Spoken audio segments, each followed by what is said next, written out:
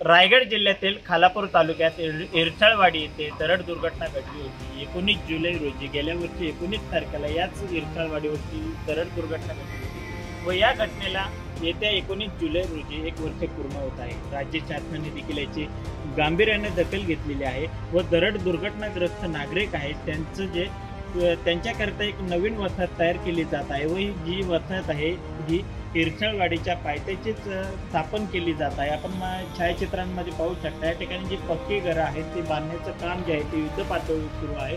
तसंच या ठिकाणी गार्डन असेल, सभागृह आहे, रुग्णालय आहे, अंगणवाडी आहे, या सुविधा देण्याचा जो प्रयत्न आहे तो राज्य शासनाच्या माध्यमातून करण्यात आलेला आहे व जिल्ह्याचे पालकमंत्री उदय सामंत यांनी देखील नुकतीच घोषणा केलेली आहे। येत्या 10 ते 15 दिवसामध्ये या घरांचा लोकार्पण सोहळा करत असल्याची घोषणा जी आहे ती पालकमंत्री उदय सामंत यांनी केलेली आहे। आपल्याला थोडं त्याच्यामध्ये मी अजून ॲडिशनल सांगतो की या राज्यामध्ये इरसाळवाडीचं पुनर्वसन जेवढ्या फास्ट आपण करतोय तसं पुनर्वसन आजपर्यंत झालेलं नाही। मी पुढच्या दौऱ्यामध्ये पाहिजे तर आपल्या सगळ्यांना ज्या ठिकाणी घरं बांधली त्या ठिकाणी घेऊन जाईल। येत्या 15 ते 20 दिवसामध्ये या घरांचा लोकार्पण सोहळा आम्ही